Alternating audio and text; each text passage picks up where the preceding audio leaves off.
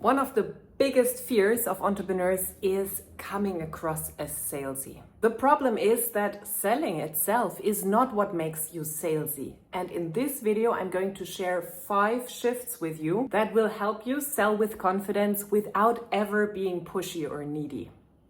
Okay.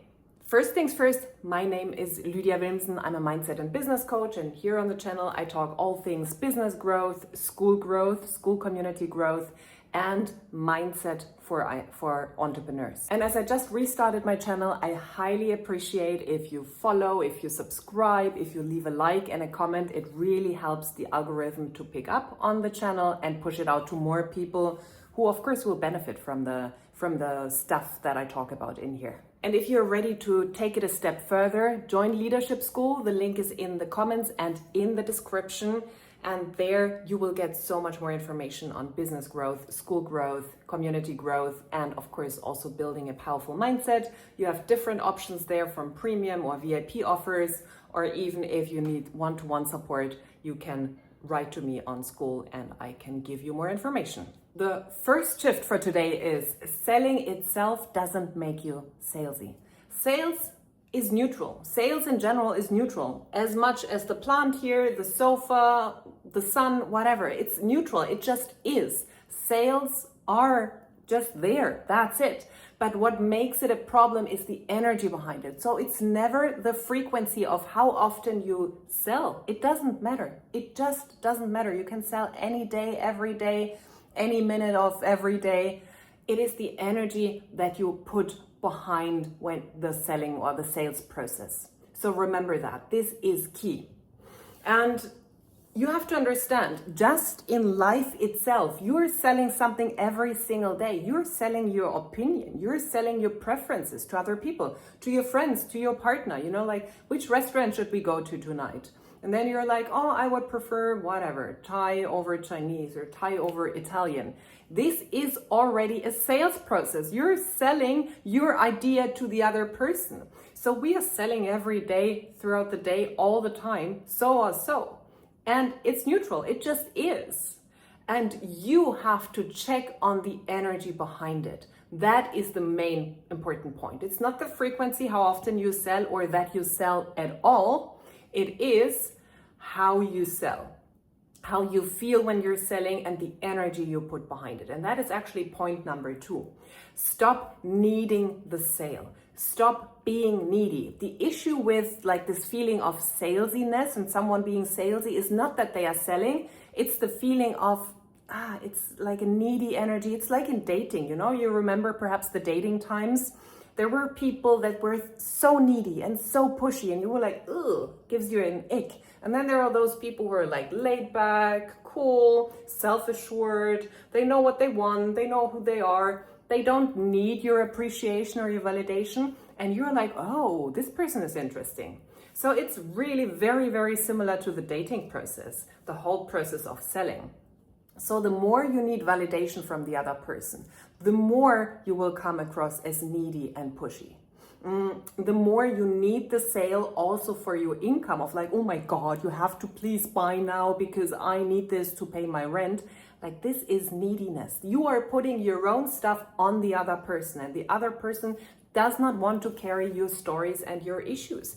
The other person doesn't want your stories of I don't have enough money, or I don't feel worthy, or I'm not sure if my offer is good enough. The other person does not want to carry that. They have their own stuff. They want someone who is rooted in their knowingness, in their offer, in knowing that it's good, and in the conviction and in the belief about their offer. This is what other people want to feel from you. And if there is any feeling of neediness, whether it comes from I need your money or I need your validation, I need you to prove me that this offer is actually good enough, the more this energy is there, the more you will be like a repellent. So that is the topic of stop like needing the sale. And this is the work you have to do. This has nothing to do with sales strategies. And this is why often sales strategies really don't help a lot, because they are not showing you what to really take care of. They don't show you your own mindset, what's happening inside of you. They just give you scripts, But if you read a script with this repelling energy of like, oh, please save me, please pay me, please like validate me, no one will buy it. But if you read the very same script from a place of power, knowingness, conviction, being laid back, being like, I don't mind if you buy this or not. I know it's an amazing offer. It's your loss if you don't buy it. You know, that's literally like the opposite energy, and way more people will be inclined to actually buy your offer. So work on the energy behind the offer, work on not needing the sale anymore, and work on all the projections that you put on the other person. The less that you have of that, the less you will appear salesy, and it has nothing to do, zero to do with how often you sell. Nothing. It has nothing to do with frequency and everything with energy. So do the work on yourself, get rid of those projections, get rid of those like this neediness, this need for validation.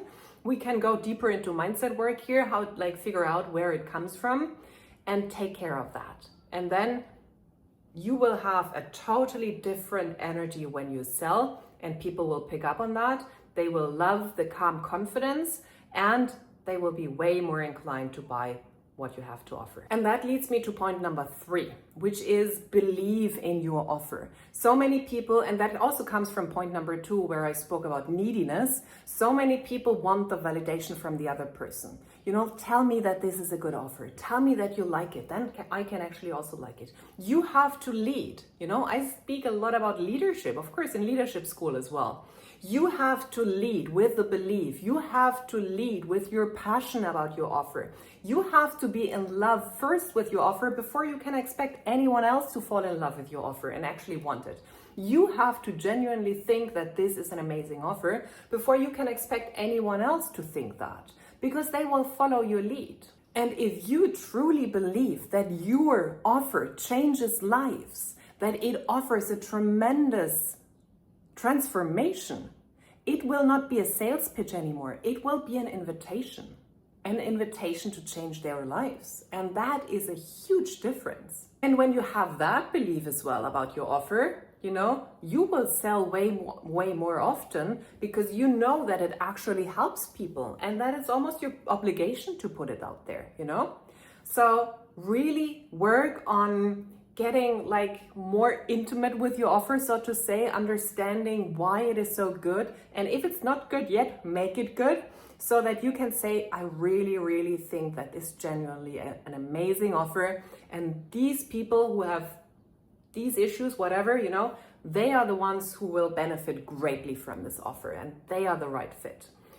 You have to lead with your passion and your belief in your offer. That is on you. And now point number 4. You run a business with your school community, with whatever else you offer, one-to-one support, services. Think of it really like a business. Would you ever go to a supermarket and expect everything to be for free there? No, you go into the supermarket and you expect to pay. You don't even think about it. It's just normal. So why do you make an issue out of what you have to offer? Once you start seeing your offers as part of your business and that you're actually running a business, it will become a no-brainer that you're selling things, because it's actually not a hobby, it's not a charity. So it is part of what you do daily that you have offers that you sell, because otherwise it wouldn't be a business. And big companies out there, they don't question this anymore. You know, do you think like Coca-Cola or whatever, even though I'm not a big fan, you know, it always comes into my mind, do you think they would ever think about like, do we come across, say, a salesy if we put another marketing campaign out there? Like, no, it is a gigantic business. It's a gigantic corporation. Of course they sell, like, of course.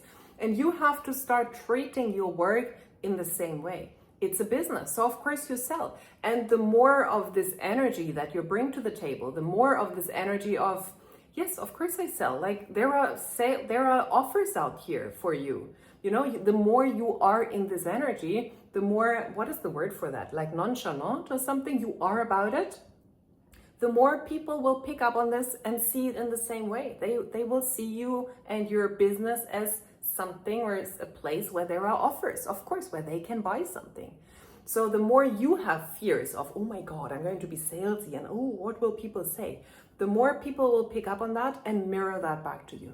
The more that you are firm and convinced about, I have an amazing offer and I run a business, so of course there are offers, the less you will have anyone out there questioning that you are actually selling something. So work on changing your whole perspective on your work into, I actually run a business. It's out of question. I don't even have to think about offers. It's part of my business. That's it. I don't expect free stuff in a supermarket. I go there, I bring my money to pay for the goods that I take home. So it's the same in my business.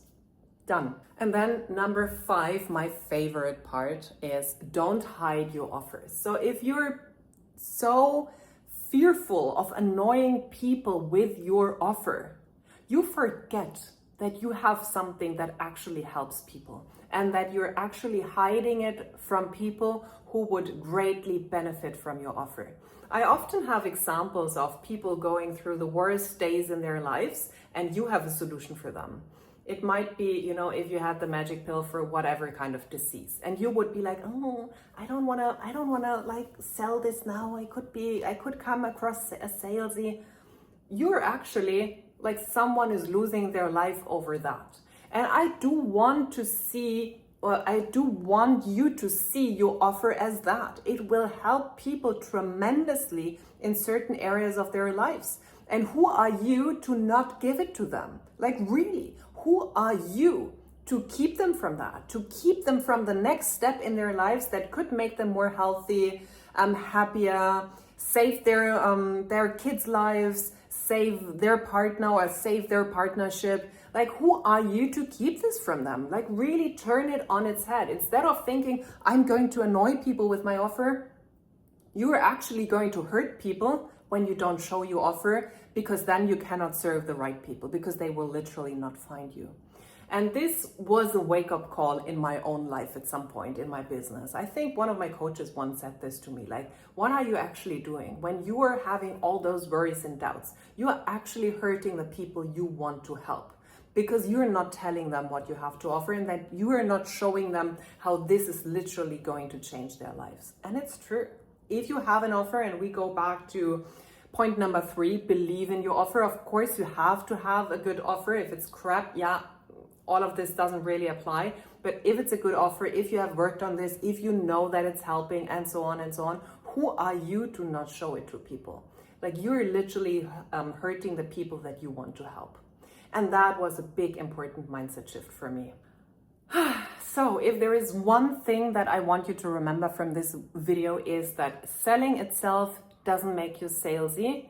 The neediness behind it is what makes it salesy and pushy and strange and uncomfortable for people. So you have to work on your offer, refine it, make it better, and then work on yourself, work on your fears, work on your limiting beliefs, work on all of that you don't project that on people, and then you're safe to just put your offer out there every day. And I will make another video to give you different ideas on like how to approach that. Okay, let me quickly summarize the 5 points that I gave you. The first one was selling doesn't make you salesy. Number 2 was the neediness behind it is the issue. Stop needing the sale. Number 3, fall in love with your offer, believe in your offer. Number 4, think of your business as an actual business and not as a hobby or a charity. And number 5, don't hide your offer. Actually go out there with your offer, because you're hiding it from the people that need it the most when you don't show your offers very often. Okay, please like, subscribe, leave a comment, and I will speak to you in the next video. Until then.